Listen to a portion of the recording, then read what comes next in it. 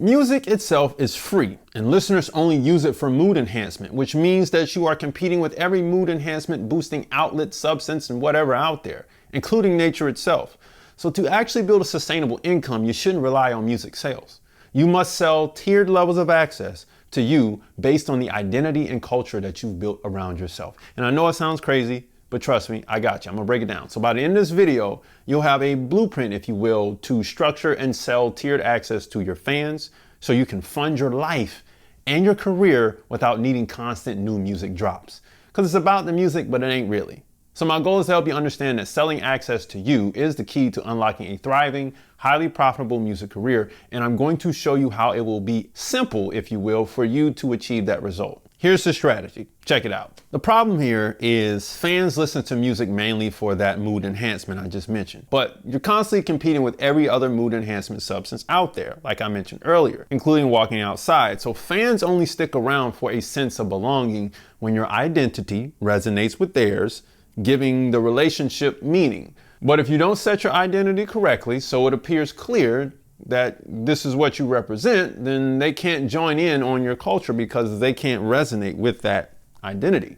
Your other problem is that while physical mediums like CDs, tapes, and vinyl exist, people rarely want them for their utility. However, if you look closer, you'll notice that they are buying them as a means to get deeper access to you. And there lies your aha moment. If you never sell access to your culture at different levels, you'll never make real money here. Music is just the first hit for free. So the key is to clearly define your identity across 4 core factors. This will build a resonant energy between you and the public. What you love, what you're good at, what you can be paid for, and what you feel the world needs. Once that foundation is set, you layer on everything else, like your geographic narrative, which is where you're from, your values, your visual system, which means your color palettes and your fashion and your logos and your stage attire, your sensory touch points, your unique production style and your vocal timbre, and your community lore, which is your story and your fan base name and hidden Easter eggs that people know about you, and your concert outfit stuff when you get there. With your culture established, you sell access through 3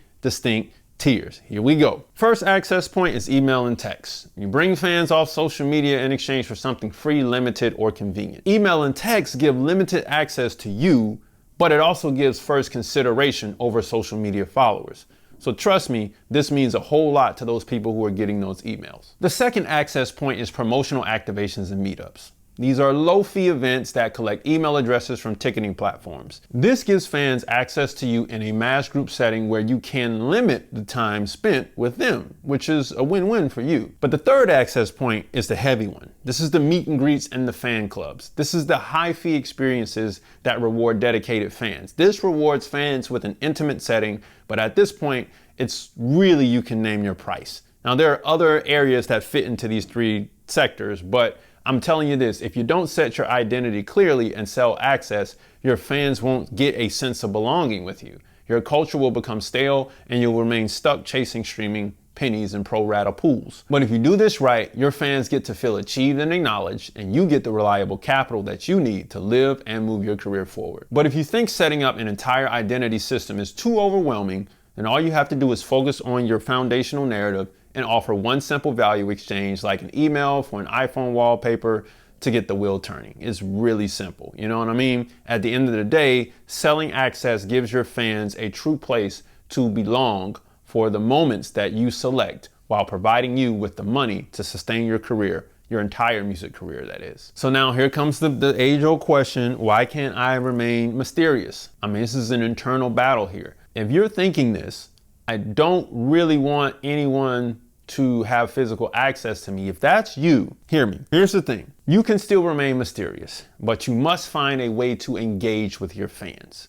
If you don't want to sell physical access, sell digital access through digital meetups or online community styled options instead. You know what I mean? You gotta do this in some way. But if you don't sell access at all, you won't give your culture anything to do, meaning it becomes inactive and dies out, regardless of how incredible your music is. Selling digital or physical access is the only way your fan culture stays alive.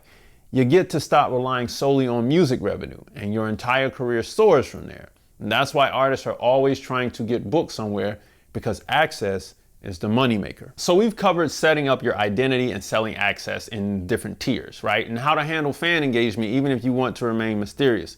But this next part is where most artists and their teams lose momentum due to confusion about what tools to use in this whole process. So if you need a strong business foundation to run your record label on, then grab my 60-day record label system to build a fully functioning record label with step-by-step instructions right now, today beneath this video. So what do we need to make this happen? Most of you guys will be struggling with the actual mechanics and the tech stack, if you will, that's required to actually execute an exchange process for selling access. I get that. So I want you to keep it simple with standard tools. Use an email or text software client for tier 1 and a basic ticketing platform like Eventbrite if you have to start there for activations, and a coupon or access code generator with a community platform for meetups. If you get overwhelmed by the software and delay your planning, you won't actually have active access points. There will be sporadic pop-ups.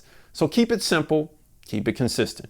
Okay. If you pick one software tool and you build one clear offer and set one exchange amount, you can quickly launch and keep your culture thriving. Just one, right?